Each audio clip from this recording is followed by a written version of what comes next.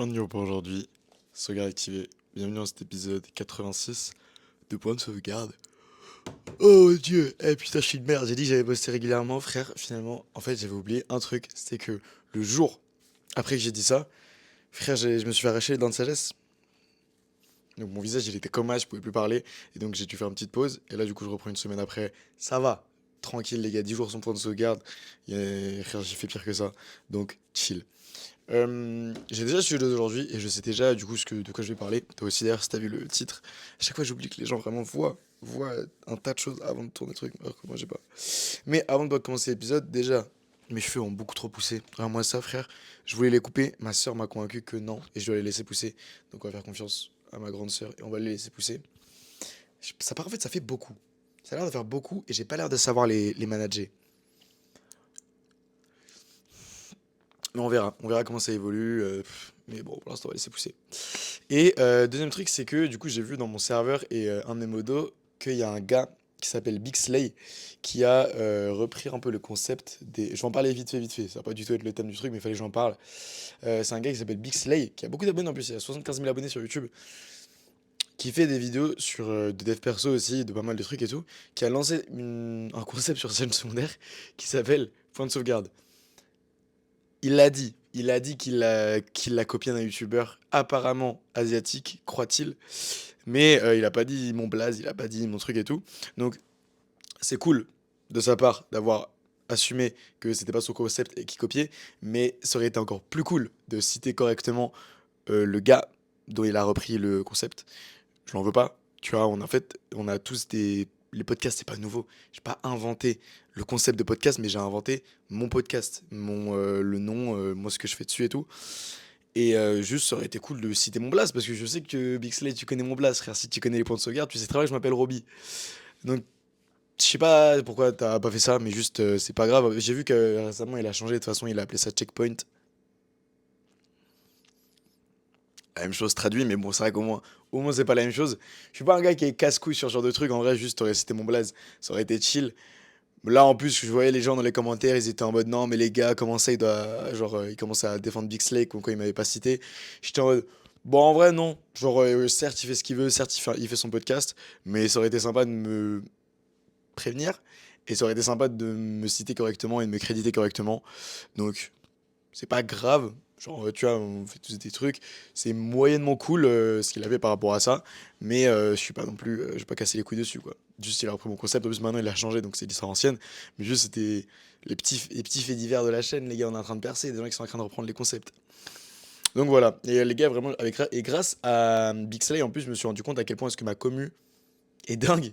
Genre, en fait, sous ces enfin, sous ces checkpoints, il y a là tous les gars du serveur, tous les gars de la communauté et tout qui sont allés lui dire en vrai frère cite correctement le prénom de Roby au lieu de dire que c'est apparemment un mec qui est asiatique et en vrai demande-lui et en vrai change de blaze parce que c'est pas tu tu t'accapares un peu son truc tu vois et en vrai c'est vraiment trois trucs qu'il aurait dû faire hein. Trois trucs qu'il aurait dû faire et il y aurait tellement pas eu de galère mais bon bref en plus merci à tous ceux qui ont un peu pas pressing mais un tout petit peu pressing sur lui. Oh ah non. Genre ceux qui lui ont dit de faire tout ça. Donc merci à Sketodax, merci à Audrey. Et c'est les deux principaux que j'ai retenus. Et les autres ont très certainement dû aussi. Oh non. Oh. Ah non, il a laissé, je crois qu'il avait supprimé. Donc ouais, merci à Audrey. Merci à Camille. Ouais, c'est le concept de Roby, ça je reconnais, ouais. Euh, Incroyable, j'adore le concept de Roby, Bixley, Timothy Garcias, merci. Et Audrey, t'as raison, en vrai, ouais, il aurait dû me prévenir et tout. Euh, donc, bref, ouais, Robbie qui influence le big, un peu réel. Et après, par contre, ce que j'ai pas. Attends, ça fait déjà 4 minutes, ok, à 6-7 minutes, je coupe pour arrêter de parler de lui après on passe à l'épisode. Juste, il y a Sketodax qui a un bavon et qui a dit en vrai, demande-lui avant de reprendre son nom de podcast. Peut-être que ça aurait été mieux, peut-être que ça aurait été. Il y aurait moins d'embrouille et tout par rapport à ça. Parce que c'est vrai qu'il l'a fait pas dans mon dos, mais il l'a fait un peu, tu vois, en sneaky comme ça sur sa chaîne secondaire. Et heureusement qu'il y a des gars de mon serveur qui m'ont prévenu, sinon j'aurais jamais su. Et il y a un gars du coup qui lui a dit: «Ça aurait été cool de lui demander». Il y a un gros fils de pute qui lui a répondu: bah non frère, ça va, on va pas lui demander, c'est comme si, chaque youtubeur, enfin il y a plein de youtubeurs qui ont repris le concept de React sans se créditer».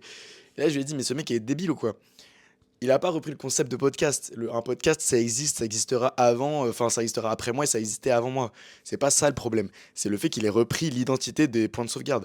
Et du coup, j'ai répondu, c'est comme si genre j'organisais une course de F4 et que je l'appelais le GP Explorer. Et je disais à tout le monde, non mais les gars, là, enfin, c'est pas Squeezie qui a inventé les courses de F4, ça va, c'est pas, genre pourquoi j'ai pas à lui demander. Ouais, mais c'est Squeezie qui a inventé le GP Explorer, tu vois. C'est comme si moi je montais une nouvelle marque de, de chaussures de sport et que je l'appelais Nike. Ah mais c'est les chaussures de sport, les chaussures de sport ça existait avant Nike. Ouais mais Nike, c'est Nike qui s'est créé. Tout comme du coup les courses de F4 ont existé avant Squeezie. Bah, mais c'est bien Squeezie qui a inventé GP Explorer. Les podcasts, ils existaient avant moi, mais c'est moi qui ai écrit le plan de sauvegarde, tu vois. Même chose. C'est hyper facile à comprendre, mais il a pas compris. Du coup, je lui ai expliqué en commentaire. Je l'ai ratio, bon, tout va bien. Donc, en vrai, ouais. Force à toi, Big, du coup, pour ton format. Il a l'air cool. Ça a l'air de. Ça a l'air intéressant. J'ai pas écouté les trucs, mais en vrai, ça a l'air bien. Et surtout, c'est l'avantage avec les formats comme ça où tu fais pas de coupure et tout, c'est que toi aussi ça te fait du bien mentalement, parce que ça te permet de vider le truc. Donc je te souhaite le meilleur frérot, et force à toi pour ton concept et force à toi pour tes vidéos. Mais bref, du coup, maintenant le concept, le sujet d'aujourd'hui, mon petit, mes petits timecoders là qui peuvent mettre le timecode de maintenant, c'est en rapport avec j'avais plusieurs choix, mais le truc qui m'inspirait le plus aujourd'hui, il est actuellement presque 1 heure du mat là. On est chill, on est chill. Ce qui m'inspirait le plus, c'était la question de dans quelle mesure on peut pardonner quelqu'un.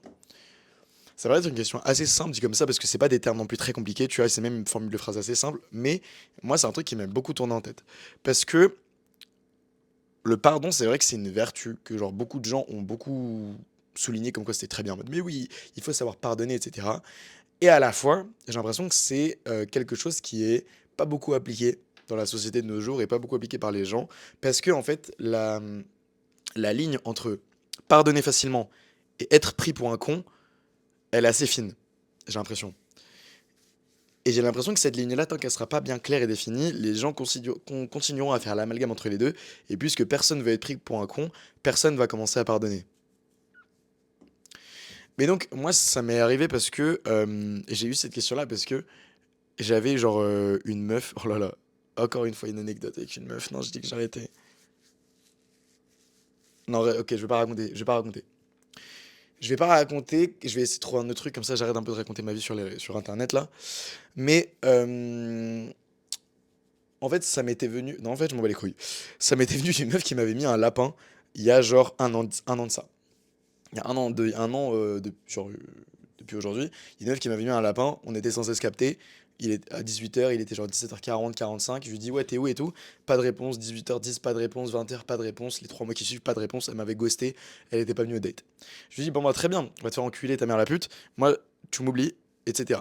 Un an après, il se passé tellement de choses en un an dans ma vie après cette meuf-là. La meuf fait son comeback. Elle me dit, coucou, et elle me dit, ouais, pour la dernière fois et tout, je m'excuse, etc. Elle me raconte plein de trucs en rapport avec le fait qu'elle avait du peur de voir les gens, elle avait pas l'habitude de capter des gens et tout, et qu'elle avait un peu stressé parce qu'on n'avait pas beaucoup parlé avant, etc. Et là, j'étais en mode, ok, je me retrouve face à une situation où il y a clairement une meuf qui me l'a mise à l'envers. Ne pas venir à un date alors que c'est organisé et tout, pour moi, c'est de l'irrespect de malade. C'est archi irrespectueux et ça fait sentir l'autre personne un peu comme une merde parce que tu te fais dire merde mais qu'est-ce qui se passe? Est-ce que moi je suis pas assez? Est-ce que je suis est-ce que c'est moi le problème? Est-ce que c'est vraiment elle qui voulait pas venir? Est-ce que c'est moi qui lui ai fait peur? Tu vois? Ça te fait beaucoup remettre en question et ça te fait sentir très mal par rapport à la situation. Donc c'est vraiment pas cool en vrai de mettre des lapins à des gens. Tapine hein, comme taille. Les gars, on est en été, buvez beaucoup d'eau, vraiment buvez beaucoup d'eau sinon vous allez mourir. Mais du coup, j'avais ce truc de me dire, ok, là la meuf m'a clairement fait un truc hyper irrespectueux que moi je déteste le plus, c'est que quand j'ai envie de voir quelqu'un et que cette personne-là annule à la dernière seconde ou carrément ne vient pas sans me prévenir, moi c'est un des trucs qui peut me plus énerver au monde. Vraiment, je déteste ça. Quand j'ai envie de te voir, j'ai besoin de contact humain, j'ai besoin de contact physique, j'ai besoin de contact social. Annule pas. ou annule bien avant que moi j'organise ma journée pour te voir, fils de pute. Sinon, ça me pète les couilles, tu vois. Donc vraiment, ça m'avait mis en pétard. Et là, elle revenait. Elle m'avait donné plein de raisons pour lesquelles on n'avait pas pu se voir qui étaient hyper valides en rapport avec le fait que, tu vois, capter un homme que tu connais pas tant que ça peut être chaud parce qu'en vrai, les gars, je vous raconterai à un autre moment donné, genre un autre moment, des anecdotes que certaines meufs m'ont racontées par rapport à des potes à elles qui ont capté des gars en date, et oui, ça s'est fini, mais genre comme des dingues, mais genre vraiment des dingueries, que maintenant je me dis, ah ok, je peux capter pourquoi certaines meufs ont peur de capter des mecs, même dans des espaces publics, alors qu'ils les connaissent pas très bien. Donc, je raconterai une prochaine fois de pourquoi est-ce que ma vision elle a un peu évolué sur ça, et pourquoi je suis plus tolérant et genre, je suis pas plus tolérant en mode, oh c'est bon, je te tolère, mais en mode plus tolérant, en mode plus compréhensif par rapport à la réaction de certaines meufs quand elles doivent capter des gars qu'elles connaissent pas trop. Parce qu'il y a des dates d'anecdotes, enfin, il y a des anecdotes de dates de certaines meufs. Même moi, les gars, en tant que gars, ça me fait flipper, mais en mode abusé. Mets le timecode de maintenant si tu veux que je fasse un épisode où je raconte un peu les anecdotes de meufs qui m'ont déjà raconté des anecdotes, enfin des dates de potes où ça s'est vraiment fini mal ou genre où ça aurait vraiment pu mal se finir et peut-être que ça ouvrira les yeux aussi sur pour certains gars sur pourquoi est-ce que certaines meufs ont peur un peu de capter des gars IRL. Mais en tout cas, elle m'avait donné plein de raisons qui étaient grave valides et là du coup, j'étais un peu face à moi-même à me dire OK, elle m'a fait un truc vraiment pas cool que moi je déteste, mais à la fois, elle m'a donné plein de raisons valides entre guillemets qui auraient pu justifier ce comportement. Est-ce que du coup, je suis là, je suis face à une situation où je suis complètement fermé à l'idée de redonner une chance à la personne parce que bah, en fait, c'est de l'irrespect total ce qu'elle a fait et je respecte mes valeurs et genre, non, je next, peu importe ce que tu me dis? Ou est-ce que j'emprunte le chemin de: «OK, en fait, la meuf, elle avait des raisons hyper valides d'avoir ce comportement, même si jamais elle a pas hyper bien réagi sur le coup, elle arrive à se remettre en question et elle arrive à revenir vers moi pour se faire pardonner». Est-ce que je lui redonne une deuxième chance de faire mieux en prenant quand même ce qu'elle a fait en compte, mais en pardonnant? C'était pas un débat facile en vrai. C'était pas un dilemme facile parce que bah, les deux points de vue se défendent très bien, tu vois. Les deux points de vue se défendent en. Genre, tu peux défendre un point de vue en disant que bah non, en fait, la meuf elle a fait une dinguerie. T'es pas censé continuer à lui parler après parce que ça serait juste qu'en fait, ça serait un manque de respect total. Et le fait de pardonner ça, imagine si tu lui pardonnes ça maintenant, ce qu'elle serait prête à te faire subir plus tard, tu vois. Et de l'autre côté, tu pourrais te dire, bah en fait, non, la meuf, elle t'a expliqué son comportement, elle a réussi à se remettre en question, elle sait que ce qu'elle a fait, c'est pas bien, elle s'en veut et c'est pour ça qu'elle est revenue s'excuser et qu'elle a envie de repartir sur de meilleures bases. Je sais pas de quel côté actuellement toi tu penches. Moi, les deux, en vrai, les deux vraiment étaient très très justifiables. Peu importe la décision que j'aurais prise, je pense que j'aurais été en mode ok, peu importe le truc. Finalement, puisque j'ai beaucoup ghosté et beaucoup nexté dans ma vie, en mode bon, ça fait un peu le mec, tu vois, mais genre je next assez facilement, tu vois. Surtout pour ce qui est des meufs, je suis en mode bon, les flemmes, flemmes, flemmes, flemmes, flemmes. J'étais en mode ok, on va tester un autre bail. Peut-être que là, si jamais je pardonne et je laisse une chance. Après, j'ai un peu ce truc de. Je pense que beaucoup de gens ont ce truc un peu de. Surtout en rapport avec le sexe opposé, de peur de se faire blesser, tu vois. T'as peur de te faire un peu. Blessé, hop là, j'ai répété la même phrase. De te faire un peu niquer par l'autre, et du coup, il y a beaucoup de mécanismes d'autodéfense en mode ah, ok, bah, genre, dès que cette personne-là a fait ça, je m'arrête, ou tu vois, genre, il y a plein de mécanismes genre, pour te refermer un peu sur toi-même, pour te protéger. Et moi, je voulais pas me. Enfin, genre, j'avais conscience de ces mécanismes-là, et je m'étais dit que j'en avais déjà trop fait par rapport à ça, et j'étais en mode non, en vrai, vas-y, on s'en bat les couilles, on va voir si jamais je laisse une deuxième chance et si je pardonne, est-ce que ce sera mieux, est-ce que ce sera pas mieux que la meuf me prenne pour une sassa de l'avoir laissé une deuxième chance, je m'en bats les couilles, on va voir comment ça se passe. Moi, actuellement, je suis d'humeur bénévole, on va voir si jamais je donne de mon temps et de mon énergie, ce que ça donne, et puis on verra. Voilà. Je m'étais dit ça, et du coup, je me suis dit, ok, vas-y, on va laisser une deuxième chance. Elle m'avait donné des raisons vraiment valides, la meuf était plutôt douce, et euh, j'étais d'humeur bavon, tu vois, j'étais bavon. Je vais pas raconter la suite de l'histoire parce que du coup ça n'a plus rien à voir avec l'épisode, mais ça se passe très bien. Et je par exemple ça parce que du coup l'idée de l'épisode m'est venue par rapport à ça. Je me suis dit en fait dans quelle mesure est-ce qu'on peut pardonner? Parce qu'en soi je pense que le pardon c'est une vraie qualité à avoir. Même si beaucoup de gens diront que pardonner c'est être trop gentil avec des personnes qui nous ont manqué de respect de différentes manières, tu vois. Bah, comme le fait de pas venir à un date, le fait même de tromper, le fait de dire des choses qui blessent, etc. Moi, je pense que ça peut être une forme de maturité dans certaines situations, de revenir sur ses décisions et de reconsidérer les actions que les gens ont faites et surtout offrir une chance aux gens à qui tu parles et aux personnes qui te côtoient, la chance de faire mieux que ce qu'ils ont déjà fait. Je pense que le vrai débat, c'est quoi tes limites à toi? C'est quoi, toi, ce que tu peux tolérer et ce que tu peux ne pas tolérer? Et est-ce que tu as une ligne rouge qu'il ne faut pas franchir? Et si oui, cette ligne rouge, c'est quoi? Est-ce que si jamais il y a certaines personnes qui commettent certaines actions, c'est red flag et c'est ciao, ciao, bye bye, mais à vie, peu importe les raisons, peu importe ce que la personne te dit, peu importe ce qui s'est passé dans sa vie. Je pense qu'on a tous des limites comme ça, tu vois, dans la tête. Moi, je pensais que c'était le fait de pas venir à un date. Et au final, la meuf a expliqué des trucs vraiment dingues qui m'ont fait dire putain de merde, ok, je peux comprendre, je peux empâtir. Il y a certaines personnes qui n'ont pas cette empathie et qui font bah non, en fait, je m'en bats les couilles parce que toi, t'as tes problèmes, moi, j'ai mes problèmes. Là, tu m'as fait un truc de bâtard, paf, on oublie. Moi, j'ai décidé de faire preuve d'un peu d'empathie et de me dire ok, je vais essayer de me mettre à ta place. Ok, bah je capte pourquoi t'aurais pu ne pas venir, même si jamais t'as fait de la merde en me prévenant pas en avance et en me ghostant après, je capte ce qui aurait pu te pousser à faire ce que t'as fait. Et d'autres personnes qui diront bah non, en fait je m'en bats les couilles frère, moi aussi j'ai des problèmes, moi aussi j'ai des traumas, moi aussi j'ai des trucs. Et si jamais t'avais juste communiqué avec moi sur tout ça, on n'en serait pas là et on aurait pu continuer une relation cool pendant un an, mais non t'as décidé de me ghoster. Tu vois, ça se défend. On est tous très différents. On est tous très différents. Il n'y a pas un point de vue qui est mieux que l'autre. Il y a un point de vue avec lequel tu seras plus d'accord, mais ça ne veut pas forcément dire qu'il est objectivement meilleur. Et c'est pour ça qu'en fait, avec cette vidéo-là, j'essaye pas de chercher une vérité absolue. J'essaye pas de me dire, ok, c'est c'est quoi la limite, la bonne limite à avoir sur laquelle il faut pardonner ou non. J'essaye de faire en sorte que toi, tu te mettes en question, que tu arrives à réfléchir de, ok, mais en fait, moi, c'est quoi? Moi, c'est quoi? Où ça stop? Moi, c'est quoi? Ou c'est genre finito pour que la personne je ne pourrai jamais l'excuser. Honnêtement, moi, à la base, je pensais qu'il y avait aussi la tromperie. La tromperie, je me suis toujours dit que c'est une dinguerie en vrai. Parce qu'en fait, la tromperie, pour moi, c'est un acte de. Il n'y a pas plus irrespectueux, je trouve, que la tromperie en termes de relations humaines, tu vois. Parce qu'en fait, c'est littéralement le couple, selon moi, tu vois, c'est un lien de confiance de malade. Un couple officiel, hein.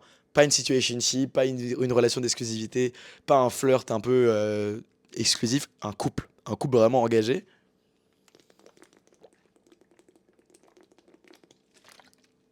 Un couple vraiment engagé, c'est un pacte de confiance de malade entre deux êtres humains. Il n'y a rien physiquement qui retient un des deux partenaires d'aller baiser avec toute la terre. Mais c'est un acte de confiance, c'est un acte de foi de malade à avoir, je trouve. C'est peut-être parce que je vois le truc comme ça aussi que j'ai jamais été en couple. Mais c'est un acte de confiance et c'est un acte vraiment de commitment de malade. Genre tu commits à une personne, cette personne-là doit te suffire pour la durée indéfinie avec laquelle tu vas être avec elle. Et selon moi, briser cet accord tacite, pas du tout tacite si jamais vous avez les choses au clair, mais briser cet accord de confiance qu'il y a entre vous deux, c'est une dinguerie. C'est une dinguerie parce qu'en fait, vraiment, se mettre en couple, selon moi, c'est se rendre hyper vulnérable. C'est se rendre vraiment, c'est se mettre comme ça et dire en mode bah là, t'es à moi et moi je suis à toi. Mais c'est que des mots, c'est que des mots. C'est qu'un engagement oral, il y a rien qui me retient, moi, d'aller baiser avec toutes les meufs du monde tous les week-ends et que t'en saches rien, tu vois. Mais il y a confiance. Mais tu me fais confiance et moi je te fais confiance, donc on va le faire et donc on va continuer à s'aimer pendant aussi longtemps qu'on le fera, tu vois. Et vraiment, du coup, tromper, en fait, je comprends. Je me suis jamais fait tromper à proprement parler parce que bah, j'ai jamais été en couple. Mais bah, je sais que l'expérience de tromperie, via des potes, via des gens que je connais et tout, bah, c'est des dingueries.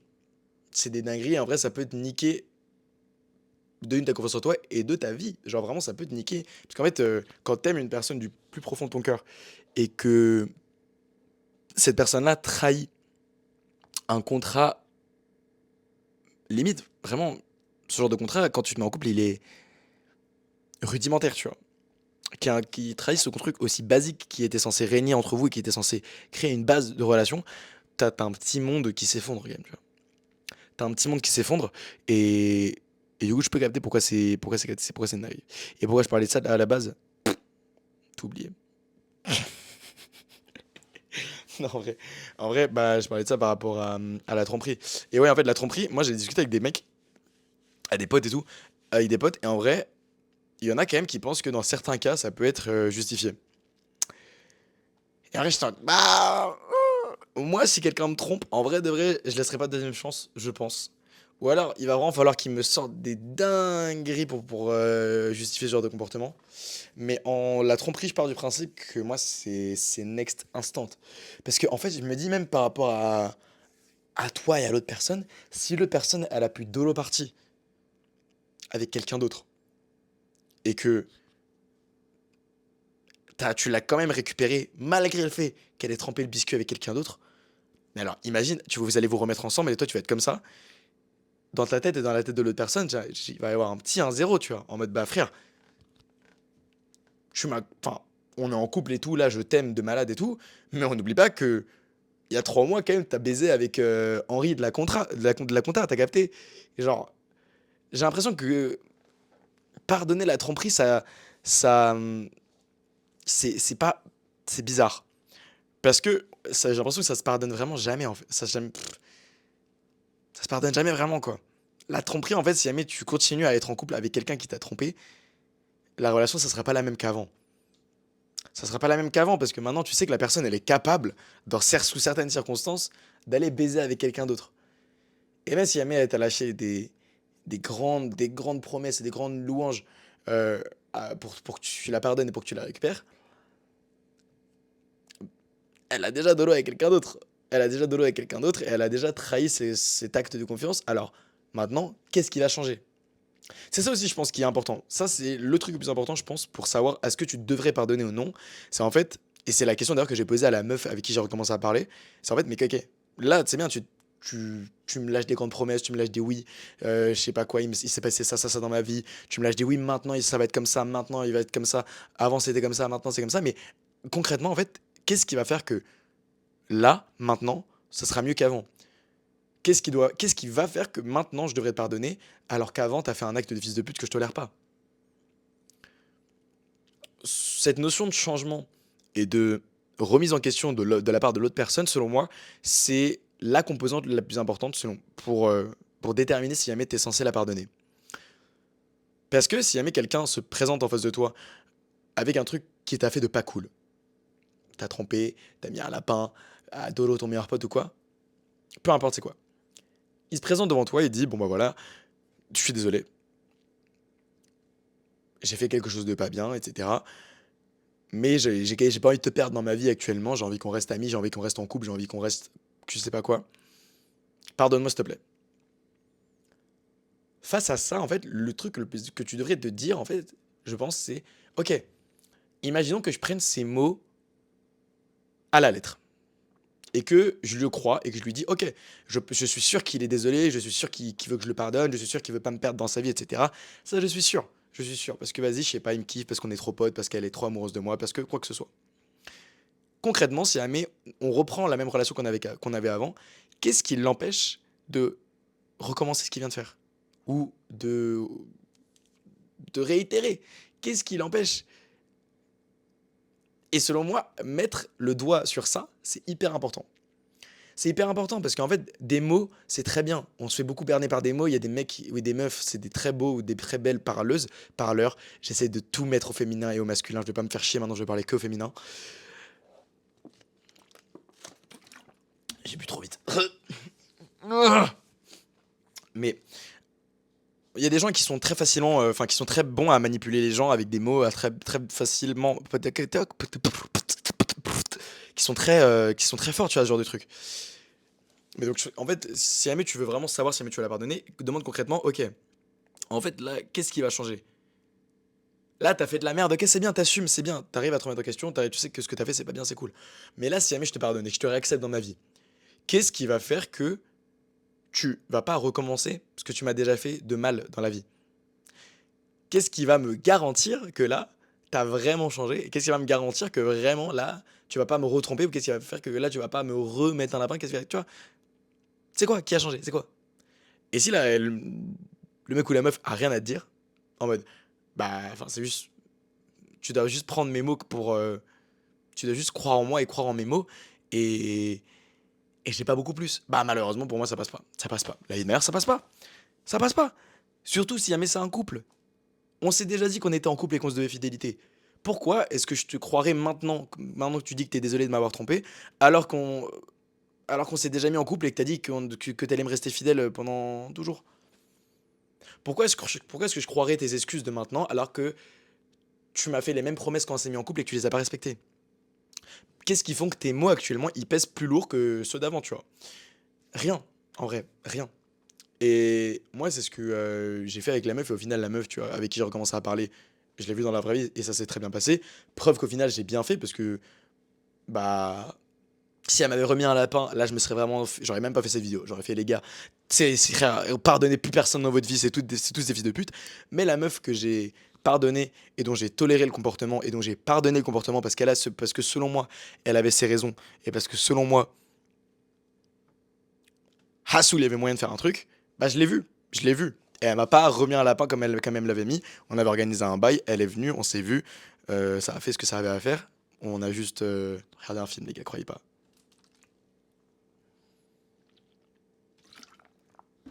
On a pas regardé un film. Et donc, tu vois, au final, j'ai bien fait, tu vois. J'ai bien fait. Et parce que ce qu'elle avait fait, ouais, j'ai la flemme d'expliquer. J'ai dit, j'ai la flemme d'expliquer le but de la vidéo, hein, vraiment d'expliquer des trucs pendant 30 minutes. Et donc, bref, t'as capté. Euh, Mais donc selon moi, ouais, le pardon, je pense que c'est dur de faire un épisode entier sur que le fait de pardonner. Mais attends, le nom de l'épisode, c'est ça, hein, c'est dans quelle mesure on peut pardonner. Et donc, dans quelle mesure? Bah dans la mesure où la personne en face, elle arrive à te prouver que maintenant, c'est plus pareil qu'avant. Si jamais elle arrive à t'exposer les éléments de façon assez claire de, ok, bah il y a ça qui a changé. Avant, je t'ai trompé parce que j'étais immature, parce que j'étais jeune, parce que je vivais tout seul. Non, pas des bons des trucs. Mais bref, elle donne des trucs, tu vois. Alors que maintenant, je suis plus grand, je suis plus mature. Maintenant, j'ai vécu avec des. Je sais pas. J'ai vécu avec des gens, du coup maintenant je sais comment mieux me gérer, je sais comment mieux m'organiser. Ma bite, j'en ai aucune idée. Mais bref, si jamais la personne te présente des conditions ou des trucs factuels qui, toi, te conviennent en termes d'explication et en termes de justification, dans ce cas-là, essaye de faire l'effort de pardonner. Selon moi, c'est un truc qu'on devrait essayer tous de faire, de pardonner. Même dans la religion, c'est un truc assez important. Tu as le concept de pardon, de personne n'est parfait dans la vie. Personne n'est parfait. Tout le monde commet des choses mauvaises dans sa vie. Et le premier qui dit qu'il n'a jamais commis de choses mauvaises ment. Et dans ce cas-là, genre, commet un péché lui-même de ouais, je suis pas chrétien, je suis bouddhiste, les gars. Mais t'as capté, il y a cette notion de pardon. Il y a cette notion de pardon parce que même tout le monde sait que personne n'est parfait. La notion de. Excuse-moi, juste no hate pour les chrétiens. Mais le concept de. Parce que j'ai regardé un film comme ça où en gros c'était genre les films un peu Cluedo où genre c'est une intrigue policière et tu dois deviner des trucs. C'est un rapport avec, un peu avec les religions, avec les chrétiens et tout. Les gars, le concept de confessionnal ou genre de je sais plus comment ça s'appelle mais tu sais c'est une petite cabine où genre en bois où il y a un gars qui t'écoute et où tu confesses tes péchés. Moi je trouve que c'est une dinguerie.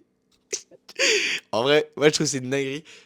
Excusez-moi les gars, je sais pas exactement c'est quoi le processus religieux derrière, mais moi d'un point de vue extérieur, je trouve ça hilarant dans le sens où il y a un gars, je sais pas si c'est un prêtre ou quoi, ou un gars d'église, dans une cabine qui écoute toutes les dingueries que les gens ont fait dans la journée ou dans la semaine.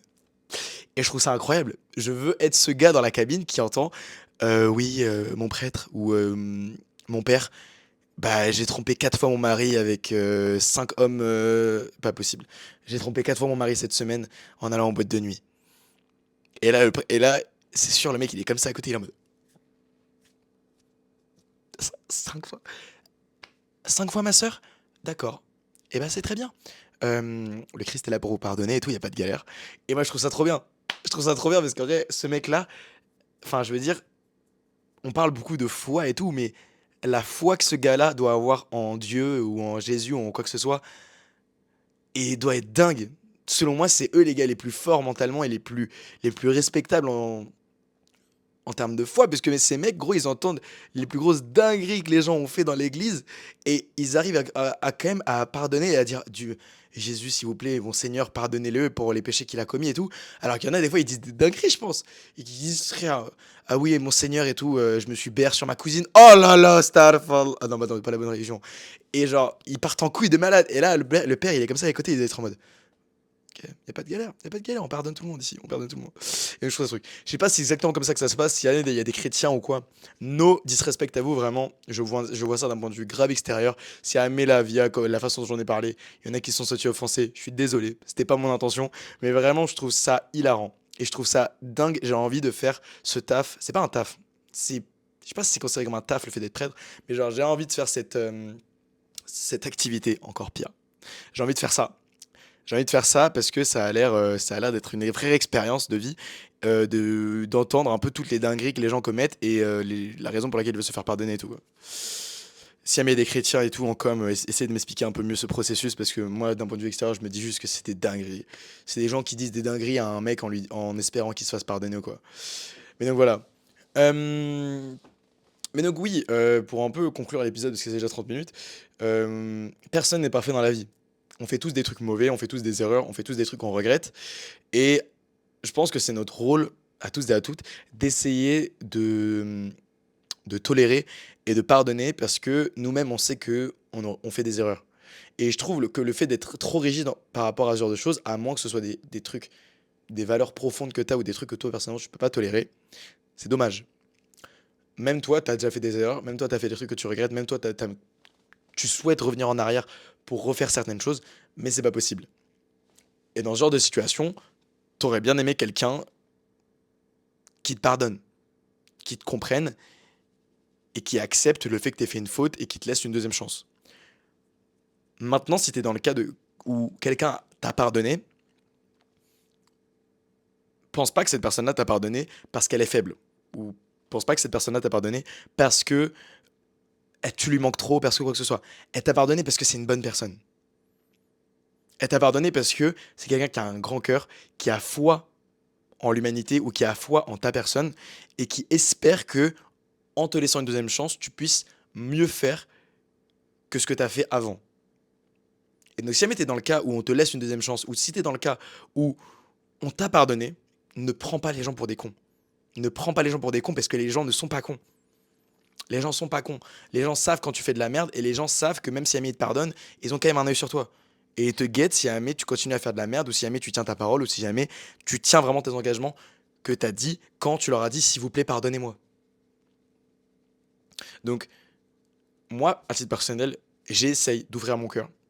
J'essaye de plus empathiser avec les gens, j'essaye de mieux comprendre, j'essaye de voir les différents points de vue pour me dire ok, ça je sais que je peux pardonner compte tenu de ce qui s'est passé dans la vie de l'autre personne.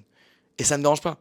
Et si jamais à cause de ça, certaines personnes pensent que je suis faible ou pensent que je suis facilement manipulable ou pensent que ils peuvent me faire des dingueries et get along with it en mode s'en tirer facilement après, m'en pas les couilles. C'est juste parce que ces personnes-là, c'est des gros fils de pute.